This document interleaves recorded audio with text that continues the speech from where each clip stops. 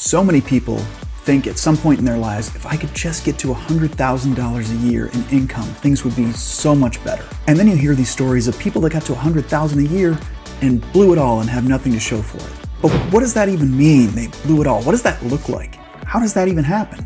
So today, let's put ourselves in the shoes of somebody who just got promoted, making $100,000 a year. Let's call him Chad. We're gonna be Chad, we're gonna set up our expenses, and we're gonna make some bad decisions as soon as we get the promotion. And then we'll see exactly how the numbers work and how they might have worked better. If you're new here to The Sheet Keeper, you can call me E, and I help people and their kids with training and tools that I could have used when I was in their position. So let's get started right now with Chad's paycheck. So I've opened up the model, and the first thing I'm going to do is add Chad's new paycheck in. We'll call this paycheck, and we'll hit add. The first place we're going to go is the Smart Asset Paycheck Calculator. We put in $100,000 for Chad's salary, and we put in some allowances here. He's going to get paid bi-weekly. So you can see at the bottom his take-home salary is going to be $26.26. Now we are putting in $150 for medical insurance. He's not putting anything into the 401k yet. So we'll put that $26.26 into our model. He's going to get paid every 2 weeks. We'll hit save, and you can see across the top all of the pay dates that are coming up starting June 23rd and every 2 weeks after that, and his paycheck coming in. Now I'm quickly going to add a checking account. That'll be Chad's main account, so this is what the money's going to go into and come out of. And you can see that building up over time with his paychecks. Now there's one more thing I want to do here. We know Chad hasn't been the most responsible guy in the past, so he already has a credit card. I'm going to add this. It's his really cool metal credit card. It's made of metal, so it looks cool when you use it at a restaurant, maybe on a date. And we're going to start him out with a balance of $5,000. He's just racked that up over time. Now, for APR, we could put in a common APR right now, like 18, 20%, but let's give him the benefit of the doubt. Let's say he got like 17% on his card. We're going to save that, and you can see that growing over time, his debt. He's not paying anything toward it yet. So let's add a payment toward that cool metal credit card. So we'll say metal credit card payment, and we're going to just add like a minimum payment per month. So we'll say that it is $200 that's going from his checking account to his cool metal credit card once a month on like the 15th. So now you can see that $200 going in every month. Now, Chad's making $100K. The first thing he has to do is get a cool apartment. So let's go apartment shopping for Chad. He's living in the suburbs of Portland, Oregon, and he wants to be in a cool place near his job, which is right around here. This is a really neat place, Orenco Station. I don't know how to pronounce it exactly, but there's some cool restaurants and things. It's kind of a hip place to live, if people say hip anymore. And here's one called the Nexus that he can go to. Looks pretty nice, modern, and he just needs a 1-bedroom there. Now, before we go plug in Chad's rent, let's just take a look at some of the expenses that come along with this. There's a cost calculator right here at apartments.com. And you can see that the utilities here, they kind of vary month to month. There's a security deposit, it's $250. We're just going to leave that out for now. We're going to keep it simple. But the one that he does need to pay for is parking. So we'll give him a covered spot at $40 a month. So say he gets the cheapest one, $17.59 plus 40. We're going to call it $17.99. We're going to add that Nexus apartment rent, put in 1 bedroom as a note, and we're going to say it's $17.99, and he's going to do that monthly. We'll say it's due on the 1st of the month. Now we need his utilities here. There's a lot of utilities he's got to pay for: electric, gas, sewer. He's got some trash. We'll just call it combined utilities. And we're just going to say, for the sake of simplicity, it's going to be $300 a month. That's going to fluctuate a lot seasonally. We'll put this in monthly. We'll just say it's due around the 10th of the month. Just as an average, $300 is pretty reasonable. I can tell you in Portland in the summer, you're going to get a lot higher than that sometimes for air conditioning, electricity, all that, but we'll just call it $300 for now. Now let's add one more expense. Let's add home internet. Chad's a gamer, so he's got to have the really fast internet package. Let's just assume he can do that for $100 a month. And it's due on, say, the 20th. You might be thinking, Chad didn't shop around for deals, and no, he didn't. We're talking about how to blow $100,000 a year. We're not talking about how to spend it extremely wisely, but this is a pretty easy decision to make. $100 a month isn't crazy. When I say easy, it means if you're lazy about it, it'd be pretty easy to pick up that bill. Now let's add another one. Chad has his own cellular telephone, something a lot of people have these days. And we're going to assume that he's not just going to pay cash for that phone, he's going to have it wrapped into the bill. So let's call it $110 a month because he's going to be a pretty big carrier, and that's going to come out monthly, and we'll just say that that's on the 25th of the month.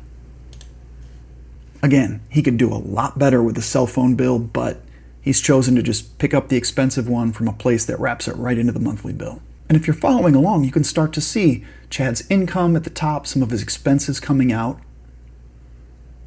and you can see what's happening to his checking account down at the bottom. If you look to the right, he's still got a lot piling up in there. By October of this year, he's got $14,000. That's great. But here's the thing. Chad's making $100K. He's living on his own. He needs a cool car, of course. So Chad's not even going to get his dream car. He's just going to get a car that is really cool, and he wants to buy it new, so he's got a warranty and he won't have any problems. And he's going to go over to the Mercedes dealership here. These are the ones available right now. He wants this white 2026 C300. Nothing crazy, but it's pretty cool. Something nice to park at that nice apartment. It's $55,000, but Chad's got decent credit. He can take out a loan for it. Now, there's going to be a doc fee here.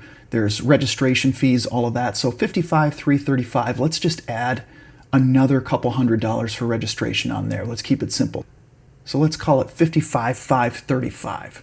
Let's say that's his total loan amount. We're going to plug it in right as a debt here. So Mercedes C300, and we're going to say his balance is negative $55,535. He's going to finance the whole thing. Now, what APR should we use? Let's go to a payment calculator here, $55,535. Let's assume he's got good credit. Now, this is telling us we could get 8.5% APR. If he had average credit, it goes to 14.5%. But let's assume he's just got good credit here. So he's going to be paying $879 a month, and we're doing that on an 84-month loan because Chad wants to keep his monthly finances freed up. Not saying it's the smartest thing, but it's the lowest payment he's going to get, so he goes after it. So there's Chad's APR, 8.5%, and his payment is $879 a month. Let's plug in that 8.5% APR on his loan, and let's put in his payment. We'll put in $879, and that is coming from checking, going to his Mercedes loan, and it's going to happen monthly, we'll say on the 5th of the month. Now here's the thing, we still need to plug in something new. Chad's got an asset here. It's a depreciating asset. It might not be an asset that's going to grow in value, but he's got something that's worth something. He's got this Mercedes. So we want to know how much it's worth and plug it into his model. So to do that, we went to kbb.com and we plugged in a bunch of information to see how much this car is worth. I'm going to skip the details for now and talk more about cars in another lesson, but to keep things short, what we did here is say, if Chad drives this car for just 1,000 miles and we plug in the details of this car, so a few months from now, what is this thing worth? We're going to assume it's the low end of the trade-in value and it's in very good condition. And there's a reason for that. I've done a lot of these car trade-ins, and that tends to be a pretty good number to estimate what you could sell this for immediately at like a CarMax. If Chad wanted to sell it on the private market, do all the hassle himself, he could get more for it. But this is probably what he can get for it in a few months, $43,310. So we're going to plug that in as the value. We're going to add a tangible asset here, Mercedes, and we're going to plug in that value as $43,310. And we are going to depreciate this at 15% a year. There's some subjectivity to that. We're just making a guess here, but we're assuming that car is going to go down in value over time at about 15% a year. So you can see right here, Chad's got his car, it's worth $43,310. He's got his loan, which is $55,535. So he's underwater big time in this car, and he's got his payment of $879. Now here's another expense we need to add. Chad doesn't have insurance for that car yet. So we're going to say car insurance, and we're going to add an amount for that. It's a pretty nice car, but we're going to say Chad's got a good driving record. Let's say he can get away with $200 a month. That's probably on the low side, but we'll give it to him. And that's in his expenses now. Now there's a couple more things Chad needs. One is he's got to go to a cool gym. He can't just use the fitness center at the Nexus apartment complex because he likes to be around people and work out. That's his social time, and he needs all the equipment and the luxury of a cool gym. So we're going to add that here. We're going to put cool gym, and we are going to say that that is $150 a month. That might sound crazy to some folks. I can tell you it's less than the amount of some of the cool gyms around Chad's area. And the other thing we're going to add here, because it's fairly fixed, is Chad's subscriptions.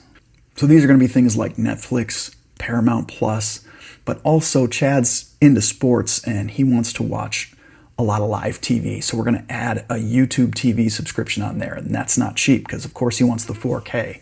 So all in, just YouTube on its own is probably going to be like $80, $90 a month. But then those others on top of it, let's say he can get this to $130 a month. We're just going to say it's due monthly, halfway through the month. We know those are all going to come in at different times, but we're just modeling this out here. Now there's something we haven't done yet for Chad, and that's talk about his discretionary spending. Food, gas, entertainment, all of it. Anything he needs, whether it's clothes, whether it's tickets for a concert, going out with friends, all of that, we need to put in a number here. This is going to vary widely based on how people spend. But this is Chad we're talking about. So I'm going to put in a number of $750 every pay period for Chad. That may seem like a lot to some and not a lot to some. But if Chad is having Starbucks every day, he's hitting Chipotle for $10 to $15 every day. On top of that, he's got to get groceries, he's got to get gas for his car, and that's before he spends any sort of money on clothes, concert tickets, whatever he's doing. That $750, that could be pretty reasonable. It could be less than some people spend. We'll say that's what Chad spends. And there's a few more things let's add in here. One of those things is an irregular expense. On an annual basis, Chad takes a trip to the Jersey Shore for spring break. He does it every year. He does it around March, and it costs him about $1,500 because he's got to get plane tickets, the hotel, drinks, food, whatever. So we're going to say he does this March 1st of every year, and he spends $1,500 on it. So we're going to see that's not showing up this year. It won't show up till later on when we get to March. And also every year, Chad does Christmas gifts for his family. And we're going to say that he spends about $400. Now I'm going to zoom out here so that we can see the whole thing in one picture. Now let's give Chad the benefit of the doubt. He started out with negative $1,000 in his checking. Let's assume he came into this situation and he had $3,000 already there. Give him a head start. Now let's look at Chad's model and see what happens over time. You can see he starts out okay, $3,000, and by later in the year, December, he's at $4,800. And then if I scroll over here to the right, you can see by the next December, he's at $5,402. Remember, he started at $3,000, so he's not saving much. Now check this out. By December of next year, so like a year and a half from now, Chad's car, he still owes $47,000 on it. It's worth $34,000, so he's way underwater.